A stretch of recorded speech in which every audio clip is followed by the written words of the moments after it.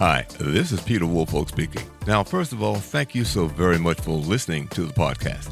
Now, I am very excited to let you know that the podcast is now available on Amazon Alexa. You know the drill. Simply say, Alexa, play Public Relations Review Podcast, and she'll take it from there. And again, thank you for listening. And if you enjoy the program, please become a subscriber. Now, on to the podcast.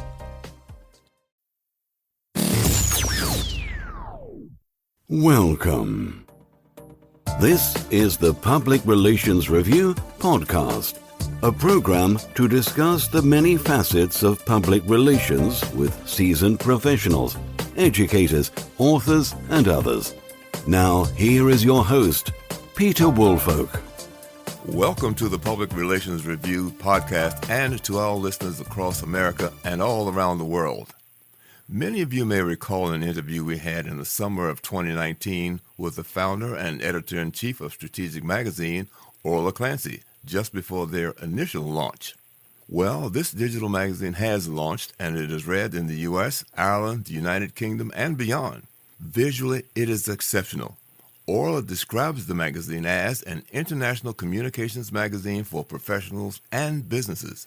It appeals to those with an interest in the communications industry, particularly C-suite executives and senior business leaders and communications professionals.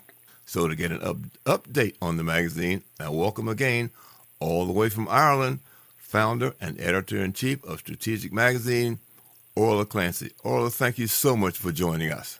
Hi, Peter. Thank you so much for having me on the show again. How are you? I'm doing just fine. So tell us now, how is the magazine going since you've launched it?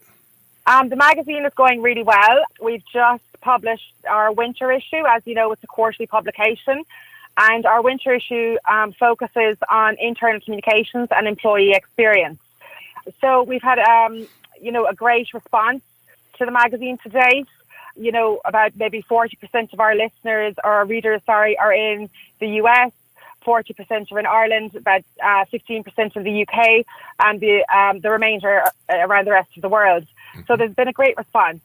So basically, so we decided to focus on internal communications and employee experience and how they link together. Because this year, I suppose particularly, businesses have faced a lot of challenges, and employees within organisations, there has been uncertainty for them. So we have two interviews with industry experts, Tara Davis, the Director of Staff Wellbeing and Engagement at the American Psychological Association, and Ginny Field, who's the President of the Chartered Institute of Public Relations and Director at Redefining Communications. So Tara, during her interview, spoke about the tough questions business leaders face this year and how the employee experience can be humanised using internal communications. Then with Ginny, spoke about setting boundaries and why people come first in internal communications and her approach, which is from taking businesses from chaos to calm. We have 8 contributors from the United States, the UK and Ireland. Our core team includes myself, who's the editor-in-chief, as you mentioned. We have our deputy editor, Brenda Murphy, and our designer, Ron Rigby. So basically, there's about just over 40 pages in this magazine, in this issue. There's the opinion pieces are fantastic. They show different perspectives. The interviews are really insightful and interesting. That we have some interesting news from different parts of the world. For example, San Diego State University found in a report that only 1 in 5 US CEOs were satisfied with 2020 strategies. And the findings from this report show that there will be more connection between strategic planning and communications in 2021. So it's very broadly focused on, the areas of IC and EX. And, I hope our readers will enjoy it as much as we do. Well, that's the upcoming, and I will certainly look forward to that. But, having read certain articles in the one that was just published, I thought it was interesting about how much of it focused on how to help people communicate during a COVID crisis. One of the articles, I believe it was like first calls during COVID or first calls during the crisis. I forget the exact name of it. But it went into detail. It helped people understand, here's who you need to call, here's why you need to call them, and here's how you need to handle things. So it was, in addition to just the information, it was also some good, solid guidance as to how to get things done under those circumstances. Exactly, Peter. And that's what we're striving to achieve with Strategic Magazine. We want it to be a resource that, business leaders in particular can refer to. I suppose the reason Strategic Magazine was founded was because back in March, at the start of the pandemic, I was tuning in to webcasts and webinars with industry leaders from different parts of the world, and we were all trying to establish best practice for our clients and organizations at the time. And, I decided there's an opening here to have all of this expertise in one place so that organizations and business leaders and indeed PR and communications professionals can actually refer to the magazine, where they can get advice from different industry leaders. They can get perspectives from people within the industry who are either working in-house or maybe leading their own businesses. So that's really the objective, is to, I suppose, inform, engage, educate, to, highlight the importance of communications right now in terms of integrating teams and in terms of achieving organizational unity. So it's both internal and external communications have elevated this year, and they'll continue to do so into the future. So the magazine really reflects this and the current climate. The other thing, too, it also helps people understand the need for planning, because there was another article, I believe it was called something, future-proofing your communications in public relations. The fact that because this pandemic has happened, it shows people that, you can't wait until the last minute to plan for a major incident. So you need to think ahead about what could come, what could cause it, how to prevent those kinds of things, but at least sit down and begin to also have those kinds of conversations as well. Yes, I agree. I think it's very important for organizations of all sizes to have a crisis management strategy in place. If we go through, preempt different scenarios and issue and crisis situations, how a company might deal with those, and basically, I suppose, forward planning to future-proof the business. Now, I don't think any or many organizations around the world could have foreseen the pandemic, but I think that, strategies that they did have in place would have enabled them to push mechanisms in place. Something as simple as having, a plan to contact the team, and they might be in different locations, a plan about how to contact them if a crisis arises. So, having that strategy in place is crucial. And I suppose sometimes organizations think that that's reserved for large organizations, but irrespective of size, I don't think that any business is immune to an issue or a crisis situation arising. Let me ask you, how do you go about identifying, if you will, potential authors to write articles for you? How do you locate them, and how do you decide what issues they should discuss? Well, basically, so I decided, maybe a couple of months ago, I suppose, based on, what I'm seeing through organizations, basically seeing, I suppose, the challenges that they're facing. Internal communications is extremely important this year because, companies are going through furloughs, short time. Maybe some of their staff are facing redundancies. They might be recruiting. So there's a lot of uncertainty and change happening. So that's why I thought that the whole area of internal communications would be a great focus for the winter issue. So basically, our contributors, we have recurring contributors who write to the magazine, and they'd be contacts that I have through business. And then other contributors contact me directly, pitching their ideas, showing an interest in contributing an article. So that might be through LinkedIn. It might be through one of the forums of the PR institutes that I'm joined.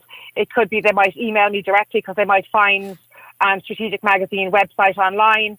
So there's different ways for people to contact us. But basically, we're always looking for people to contribute articles or people to submit press releases about public relations and communications news. There's an option to sponsor articles if there's more promotional business news that they'd like to report on. And basically, anyone who would like to contact us, it's info@strategicmagazines.com, and we go from there. That starts the conversation. Now, in addition to, I guess, professional PR people, have you been contacted by any, let's say, public relations students that might have be interested in being involved with your magazine? Well, two of our writers, our contributing writers, are recent graduates. So we have Sive Sullivan, who's from Ireland, and Orla Shanks, who is from the UK, and she's recently relocated back from New York, where she spent a year. Both are bloggers and award-winning bloggers at that. They have a keen interest in writing, and they both work in the public relations and communications industry.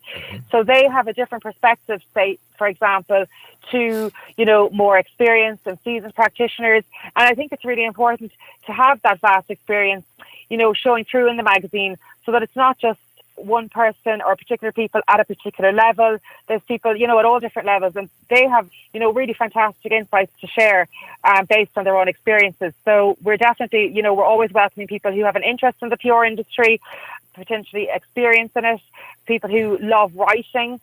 So it's basically, we are open to having conversations with graduates or with students. If, in the future we might have, a student corner or a student's page, our editorial calendar and the structure of the magazine, it is subject to change depending on the interest of our readers. It's interesting, and this is just a sideline, just looking at some data for the program, that we are rated as number somewhere between 30 and 40 in the media public relations scale or market for podcasts in Japan. So I'm not sure how many people that is, how many people are listening, but it's a way to get your information to folks in that particular area as well. Absolutely, and that's really interesting.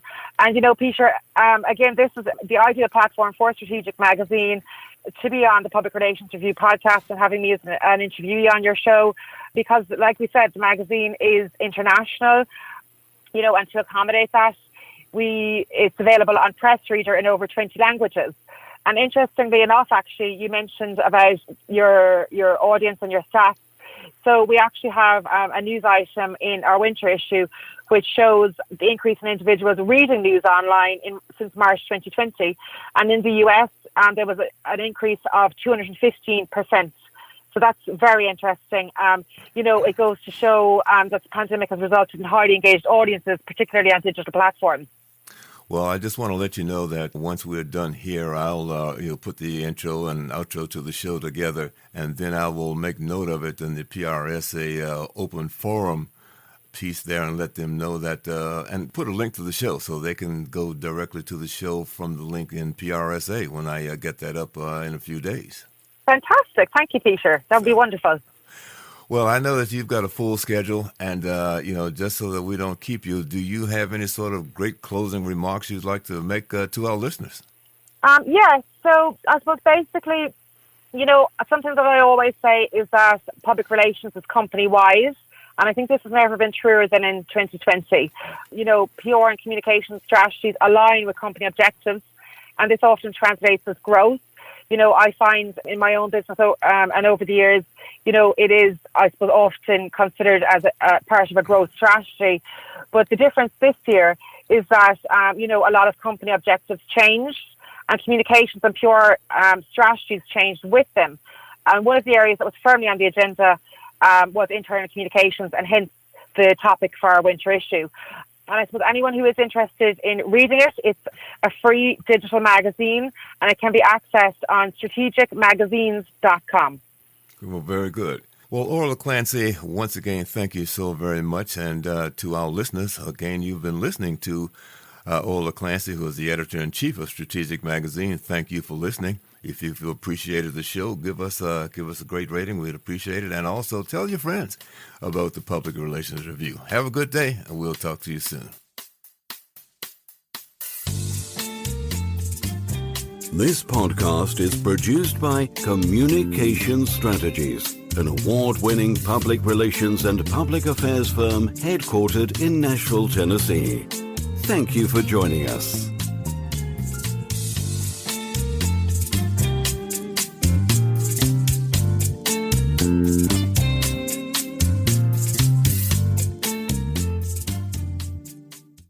Hello, this is Peter Woolfolk. First, let me say thank you so much for being a listener. Now, I want to alert you to our shiny new podcast website located at podpage.com. However, you can go directly to the podcast site located at publicrelationsreviewpodcast.com. There, you can contact me through email. You can leave a voice message. You can leave a review. You can read an episode blog and frequently learn about the podcast guests.